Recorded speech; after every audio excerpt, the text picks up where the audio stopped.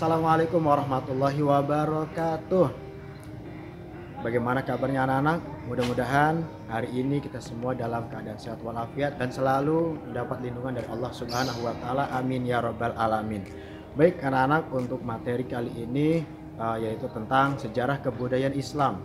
Yang minggu lalu sudah dibahas tentang kebudayaan, tentang kehidupan sosial masyarakat sebelum datangnya Islam. Sekarang anak-anak yang ada di rumah maupun dimanapun berada, kita buka pelajaran SKI-nya tertentu di halaman 10 tentang kecakapan hidup. Ingat, halaman 10 tentang kecakapan hidup. Setelah mempelajari tradisi masyarakat Arab sebelum Islam, kita diharapkan dapat menerapkan beberapa perilaku dalam kehidupan sehari-hari.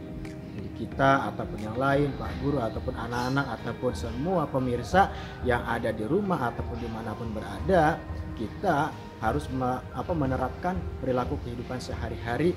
Yang pertama yaitu adalah selalu mengasihi dan menyayangi keluarga, teman, dan guru. Jelas kita harus saling asih, saling asah, dan saling asuh baik dalam keluarga, teman, dan guru.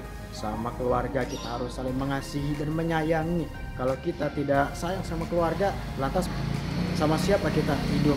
Mau sama siapa kita berbaur? Dan juga harus saling mengasihi dan menyayangi kepada teman-teman kita. Kita punya teman tapi tidak ada rasa sayang sedikit pun kepada teman. Nah, itu juga tidak dibenarkan. Makanya kita harus memiliki sikap saling asah, saling asuh, dan saling menyayangi kepada teman dan juga kepada guru. Ada rasa kasih sayangnya kepada guru-guru baik yang ada di sekolah ataupun guru-guru dimanapun itu yang telah mentransferkan ataupun memberikan ilmu kepada kalian. Itu layak kita dikasih sayang ataupun diberikan rasa kasih sayang yang lebih kepada guru-guru semua. Yang kedua, selalu menghormati keluarga, teman, dan guru. Kita harus hormat kepada keluarga. Ya, walaupun keluarga kita jauh ataupun dekat, tetap kita harus selalu hormat. Baik itu yang ngeselin, kakak kita ngeselin, ngejengkelin, ngebetain, tapi tetap kita harus menghormati kepada keluarga kita, kepada teman. Kita berbeda teman-teman nih, baik itu orang Sunda, orang Jawa, orang Batak, orang semua yang ada di Indonesia ini ataupun yang ada di lingkungan kita harus selalu menghormati. Tidak boleh kita saling mengejek, menghina. Misalkan si Junet orangnya berkulit berkulit hitam, jangan didekatin, jauhin aja lah. Tidak boleh seperti itu. Kita semua sama makhluk ciptaan Allah Subhanahu wa taala. Walaupun kita berbeda dari segi fisik ataupun dari warna kulit atau apa, tetap kita harus saling menghormati, tasamuh, saling menghargai. Semboyan dalam Pancasila burung Garuda di bawahnya itu Bhinneka Tunggal Ika. Walaupun kita berbeda, tetap satu juga.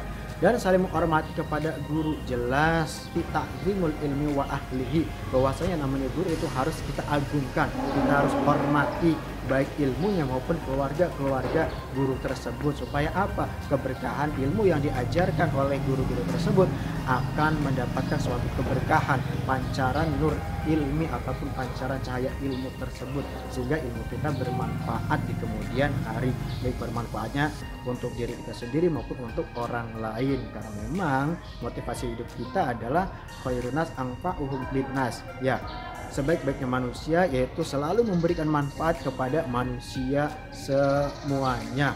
Makanya ada nyanyinya nih, kalau salah Pak Guru minta maaf.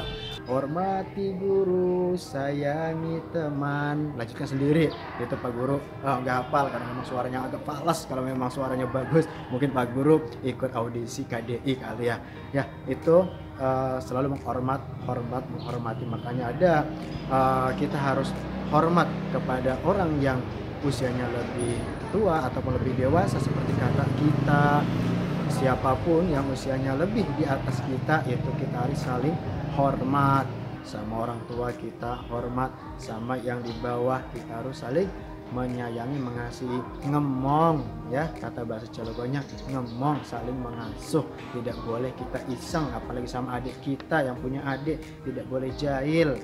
Harus saling menyayangi, karena apapun itu adalah keluarga kita ataupun bagian dari keluarga kita. Yang ketiga, Selalu jujur dalam berucap kepada keluarga, teman, dan guru. Nah, memang perilaku jujur ini agak sulit sekali, pahit sekali kita lakukan, tapi akan berbuah manis apabila kita laksanakan. Itu berbuat jujur kepada keluarga kita, orang tua kita. Apabila kita disuruh belajar, ya kita harus patuhi. Ini mah ketika pas Pak Guru memberikan tugas melalui perantara orang tua menyampaikan kepada anak-anak, kata Pak Guru, kata Ibu gurunya harus belajar.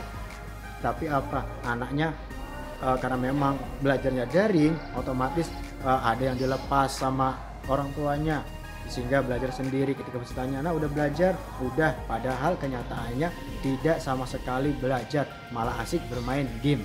Nah itu. Dan juga sama teman pun kita harus saling bersikap jujur, karena memang tadi itu kata Pak Mu'i, yang namanya jujur itu sangat pahit sekali, tapi akan berbuah suatu kemanisan apabila kita selalu berbuat jujur. Baik dimulai dari jujur pribadi, dimulai dari diri pribadi kita atau diri sendiri kita, mulai bersikap jujur. Kepada guru pun juga sama, harus melakukan ataupun menerapkan perilaku jujur. Ketika Pak Guru memberikan, coba anak-anak di rumah harus membiasakan sholat duha, tapi kenyataannya anak tersebut tidak melaksanakan sholat duha. Tapi ketika pas menulis buku kegiatan diconteng sholat duha, pada kenyataan tidak, sholat duha itu juga sama, tidak berperilaku jujur. Kalau memang sudah jujur pada diri kita, otomatis kehidupan kita akan enak, apalagi belajarnya nyambung ya, belajarnya akan terserap semua. Apalagi malaikat rahmat akan memberikan salah satu nur ataupun pancaran cahaya ilmu kita kepada diri kita masing-masing dan kepada kalian ataupun anak-anak yang ada di rumah ataupun di manapun berada. Ingat, berperilaku jujur. Yang selanjutnya adalah selalu rajin belajar walaupun tidak ada ujian. Jelas yang namanya belajar tidak kenal apapun, tidak kenal waktu, tidak kenal ruang ataupun tempat yang lain. Karena memang yang namanya belajar itu tetap ada ujian, tidak ada ujian, harus sering belajar. Karena memang tanpa belajar kita tidak akan pernah tahu. Dan yang terakhir, selalu mengagumi seluruh ciptaan Allah Subhanahu wa Ta'ala. Jelas Allah menciptakan segala bentuk apapun di muka bumi ini, kita harus mengagumi dengan mengucapkan subhanallah. Nah, memang ciptaan Allah ataupun buatan Allah tidak pernah yang namanya gagal. Allah, karena memang sekali membuat makhluknya itu sempurna sekali. Baik diri kita juga harus kagum terhadap diri kita. Karena apa? Bukan bangga, bukan ujub, tapi diri kita ini adalah madain Allah, ciptaan Allah. Hidung ciptaan Allah, mata ciptaan Allah, telinga ciptaan Allah. Semua yang ada di diri kita, dimulai dari ujung rambut sampai ujung kaki, itu merupakan ciptaan Allah. Kita wajib kagumi, karena memang apabila kita mengagumi tersebut, kehidupan kita akan enak, tenang. Tafakkaru fi khalqillah wala tafakkaru fi dzatillah. Karena kita mengagumi ciptaan Allah akan lebih nyaman sekali ketimbang kita memikirkan hal-hal yang lain. Itu ucapkan subhanallah, karena memang Allah menciptakan sesuatu itu tidak pernah yang namanya gagal, tidak ada sesuatu pun yang sia-sia, itu ciptaan Allah. Baik anak-anak yang ada di rumah maupun dimanapun berada, itulah sekilas tentang pembahasan pada halaman 10 tentang kecakapan hidup yang mudah-mudahan bermanfaat. Itu saja yang dapat Pak Guru sampaikan. Wallahul muwaffiq ila aqwamit thoriq. Wassalamualaikum warahmatullahi wabarakatuh.